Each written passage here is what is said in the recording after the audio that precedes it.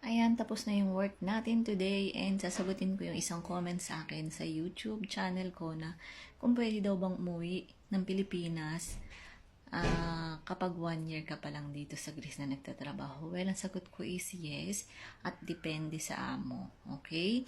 So, hindi lahat ng kupela or domestic helper ay nabibigyan ng chance na umuwi sa Pilipinas after 1 year. So, depende sa pag-uusap nyo ng amo nyo. Okay? At depende rin yung amo na sinasagot yung pamasahe pa uwi ng Pilipinas after 1 year. Pero, may pero guys. Ang rules dito kasi sa Greece, yun talagang batas dito is meron tayong 2 weeks leave yearly.